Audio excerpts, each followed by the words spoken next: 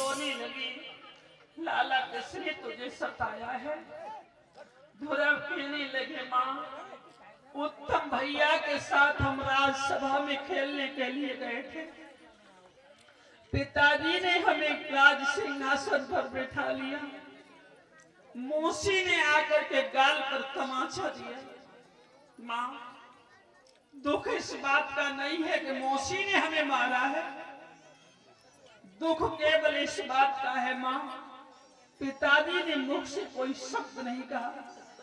अगर मेरे पिता होते तो मौसी से कुछ न कुछ जरूर कहते। सुनीत कहने लगी, लाला वो तेरे पिता नहीं है। ध्रुव ने जब सुना कि मेरे वो पिता नहीं है, माँ फिर मेरे पिता कौन है? जवाब दिया, लाला तेरा पिता परमात्मा है, घट घट भासी है, हर एक इंसान के दिल में बसा है। देखिए 5 वर्ष की उम्र का बेटा अपनी माता से सत्संग सुनता है, सत्संग ग्रहण कर रहा है। माँ फिर मेरा पिता कहाँ मिलेगा? लाला जब तुम वन में भजन करने के लिए जाओगे तब तुम्हारा पिता तुम्हें अवश्य मिलेगा। माँ अब हमें आज्ञा दो, हम अपने पिता से मिलने के लिए जाएंगे। जैसे ही बेटा के ये शब्द सुने, मैया सुनीत का कलेजा फट गया। मेरा 5 वर्ष का बालक जब वन में जाएगा, इसे शेर बंधे चीते खा जाएंगे। लाला तेरी बारिश ही उम्र है, जब बेटा सियाने हो जाओ तब वन में भजन करने के लिए जाना। इस समय तुम्हें जाने के लिए लाला में आज्ञा नहीं दूंगी। ध्रुव ने कहा, माँ पहले तो हमें तुम ज्ञान सिखा रही हो, फिर माँ की ममता दिखा रही हो। माँ एक ध्यान रखना, माँ जन्म ले तू सो मरत है, करी सबूर दिल में लीजियो, एक बार पुचकार के मोई गोद मैया लीजियो। आज से मेरी मैया ये सोच लेना, तुम्हारी कुच्छा से किसी बालक ने जन्म नहीं लिया, लेकिन मैया मैं बन के और जरूर जाऊंगा। माँ रो मत, रोवे मत मैया, रो मत। अरे चंदन को मैया रे भगवान,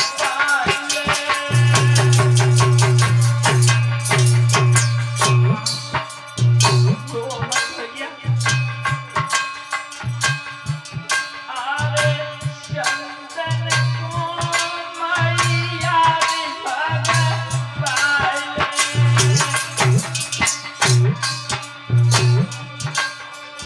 और मेरे माथे पे भाल लगाए दे।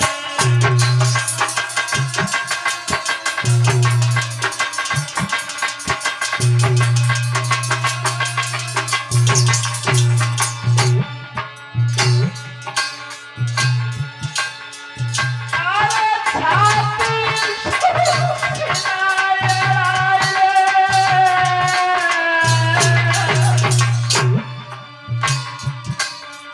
और पलकों पे ताप ठहराए दे।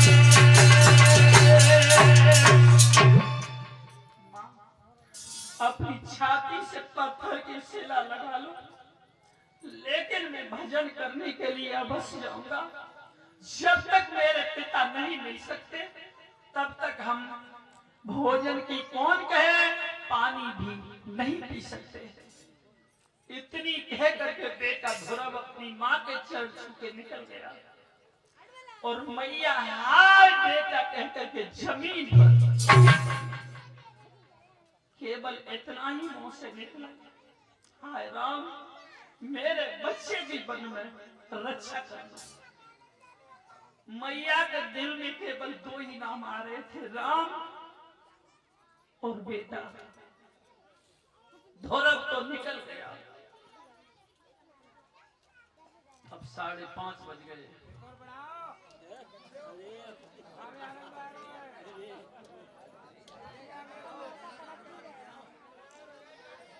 जब ध्रुव वन में गए हैं, ध्रुव जब वन में पहुंचे, उधर से देव ऋषि नारद का आगमन हुआ। देव ऋषि नारद बोले, बच्चे कहाँ जा रहे हो? जवाब दिया, हम अपने पिता से मिलने के लिए जा रहे हैं। कहाँ मिलेगा पिता? मेरी माता ने कहा है वन में जब भजन करूंगा तो मेरे पिता अवश्य मिलेंगे। तुम्हारे पिता का नाम क्या है? ध्रुव बोले, राम है, कृष्ण है, अनेकों नाम है। लाला तुमने कोई गुरु किया है? ध्रुव महाराज बोले, गुरु कैसे कहते हैं? गुरु क्या होता है? लाला गुमाने होता है अंधकार, रू माने होता है प्रकाश। जो अंधकार से प्रकाश की ओर ले जाता है उसे कहते हैं गुरु।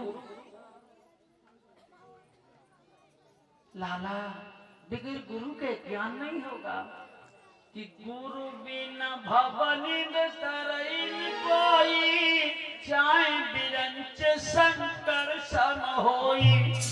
शंकर के बराबर के योगी लाला क्यों बन जाओ, लेकिन बगैर गुरु के ज्ञान नहीं होगा। तो बाबा तुम ही गुरु बन जाओ। जो बोले सुई कुंडी खोल, चलो हम आपके गुरु बन जाएंगे। जब तुम भजन करने के लिए जाओगे तो माया भजन नहीं करने देगी। और माया के संत कबीर ने अनेकों रूप बनाए, अनेकों रूप बताए। औरत बन के आए, दौलत बन के आए, भैया बन के आए, मैया बन के आए। ये माया भगवान का भजन करने ही नहीं देती। जब भजन करने के लिए जाओ तो माया को देख करके कभी फिर मत जाना। दुआ 10 मंत्र दिया है। ओम नमो भगवते वासुदेवाय नमः। इस मंत्र का जाप यमुना नदी के किनारे जाके करना। जब ध्रुव महाराज गए हैं, यमुना नदी के किनारे जाकर देखा कि कैथ का वृक्ष है।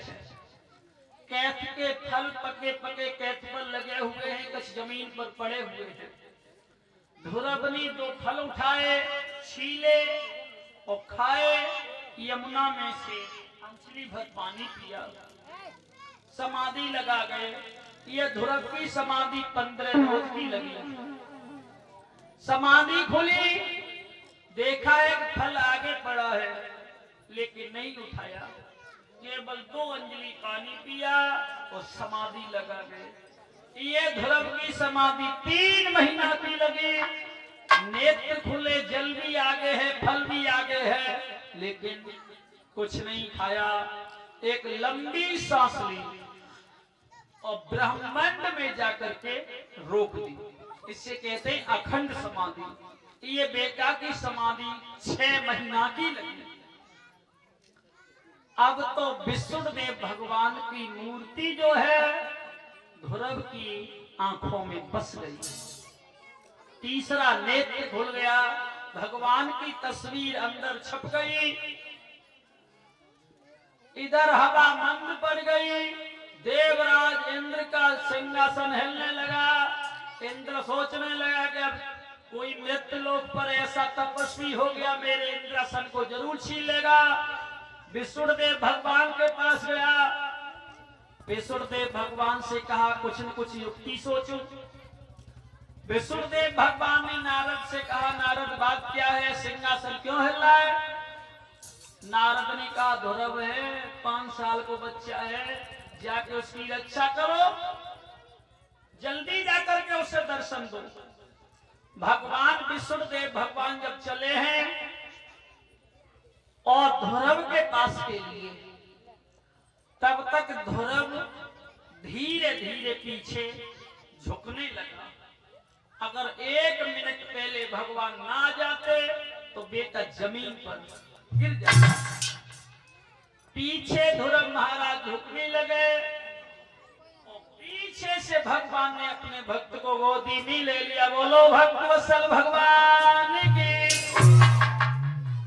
भगवान की गोदी में लेटा है। जो तस्वीर नेत्र बंद थे तब थी, और जब नेत्र खुले तो उसी पार ब्रह्म परमात्मा की गोदी में लेटा है। दोनों हाथ जोड़ के ध्रुव ने कहा, पिताश्री तुम इतना दुखियों को दुख क्यों देते हो? भगवान ने जवाब दिया, ध्रुव अगर तुझे मौसी न मारती तो शायद तुम भजन करने के लिए वन में मेरा नहीं आते। अब तुम जाओ, तुम्हें अयोध्या का राज देता हूं। अयोध्या का राज भोगोगे, उसके बाद में ध्रुव लोक का भी तुम्हें राज मिलेगा।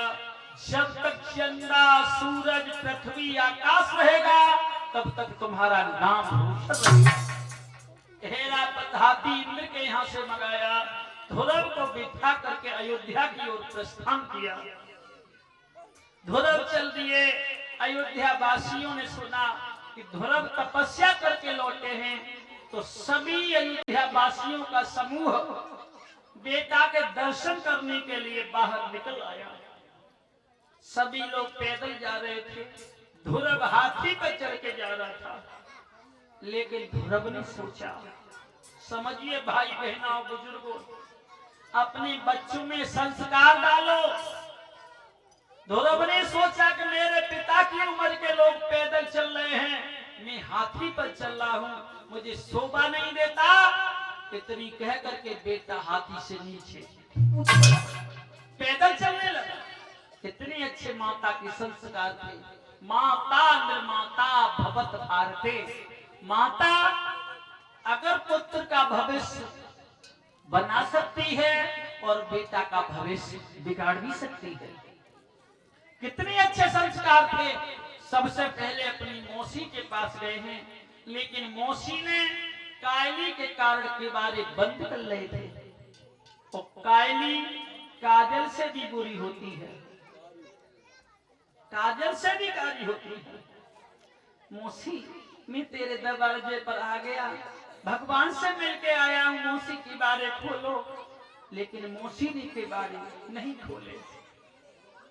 अपनी माता के पास मिलने के बाद जब अपने पिता के पास गए हैं, महाराज उत्तानपाद ने ध्रुव को उठा करके राज सिंहासन पर बैठा दिया, राज अभिषेक किया और सुनीत और सुरसी को लेकर के वन में भजन करने के लिए निकल गए।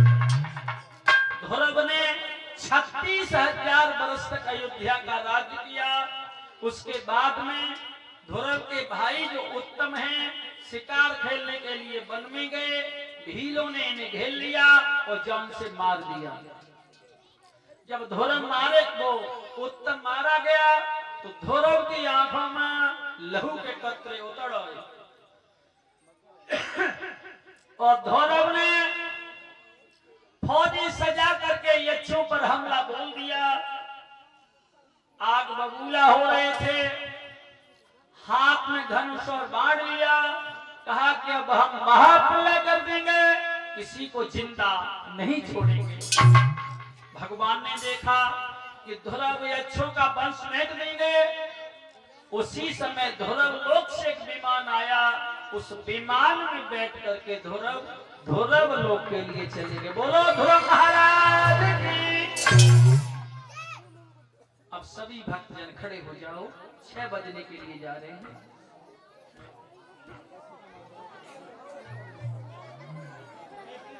और विशेष सूचना है सभी भक्तों को, आज 8 बजे से और 10 बजे तक हमारा आल्हा का प्रोग्राम चलेगा। सभी भक्त जो आल्हा के इच्छुक हों, भारी से भारी भीड़